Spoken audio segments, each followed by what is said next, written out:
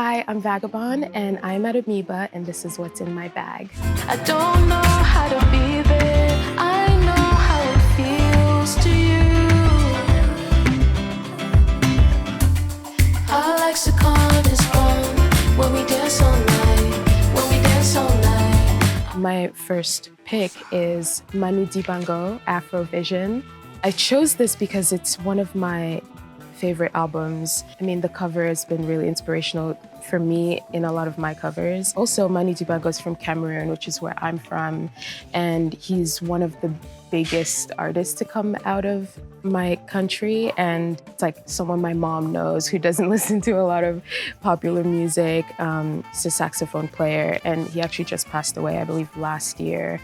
So a great loss, but I don't have this on vinyl, so I'm really excited to bring this one home.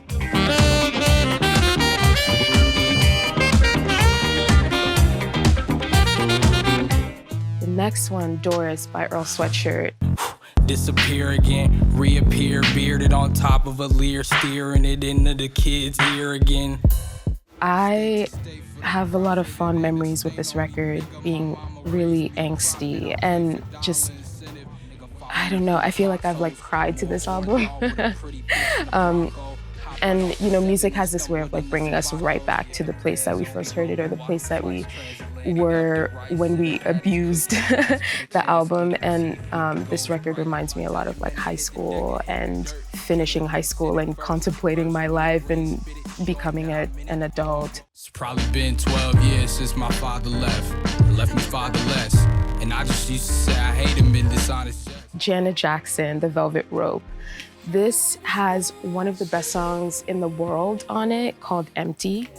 When I close my eyes, I can see your face. When I lick my lips, I can taste your smile. I have that as my canon song. If they said I can only listen to one song for the rest of my life, it's Empty by Janet Jackson. And it's so cool because so much music of right now, especially pop, electro music, sounds like this record. It's just aged really beautifully. So this one actually comes up for me a lot in my musical life as a fan and as an artist. Everywhere I go, every smile I see, I know you up there, smiling back at me. This next one I picked up, I don't even know the name. It's a xylophone troupe, Nakibembe xylophone troupe. I picked it up in the African music section because so much of the music I listen to comes from that region of the world where I'm from. And I love ambient music, and I love specifically African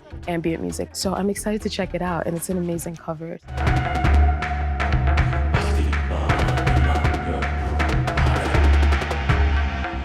This next one is another curious pick of mine.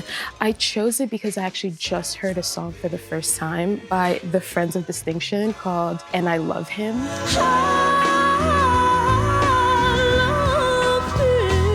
And I just played it over and over and over and over and over again. This just happened 2 weeks ago. And so when I walked by and I saw this, I have to get it. I mean, look at them, they look so cool. I'm really excited to listen to more of their music because I just got obsessed.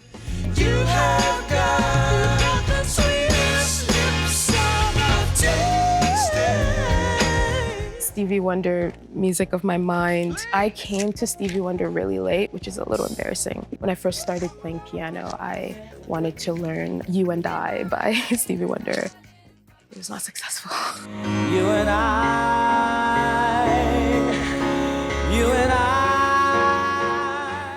And going back and listening to all of the albums that he's made and falling in love with different songs, this one is the least familiar to me, which is why I picked it up. Diva, why have you destroyed so many minds?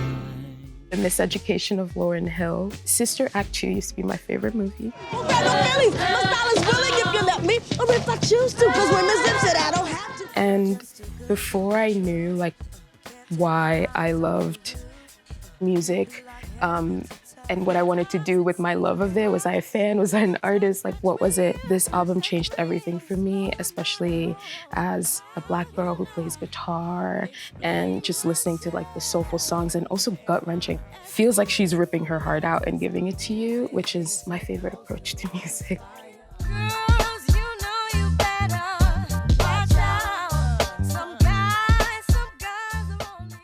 My next one is A Seat at the Table by Solange, and it's more contemporary than the other ones I've chosen. I just remember this being like a big moment in culture, a big moment for me. The visuals along with the music, the instrumentation, and it also had a separate meaning to me of just how taking your time to make music really, really is like an overlooked thing. Music moves so fast and so quickly. And I remember when Solange came out with this, everyone was like, wait, Solange? And I think that impact is really meaningful and is part of the reason, along with the songs, why this album means a lot to me. I'll cry it away. Don't you cry, baby. Away. This next one, Alifa, a Malian artist. I picked this one because I've always been a fan. I'm always a fan of Malian music, but specifically this record has Oumou Senghare on it, who I couldn't find in the store, but is incredible.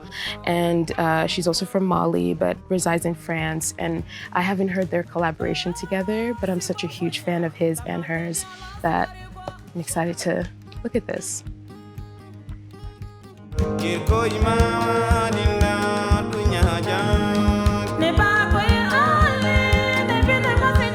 And last but certainly not least, we have Aphex Twin. Aphex Twin means so much to me for a lot of reasons. I've often tried to steal a lot of this music in my own playing, and I can only hope to evoke a similar feeling.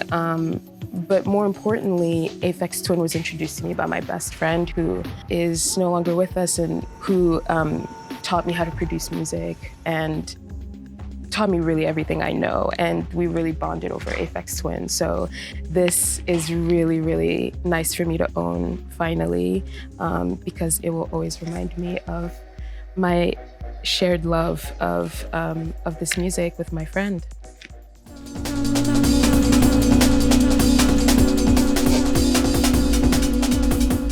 Well, thank you so much for shopping with me. Yeah, this was so fun.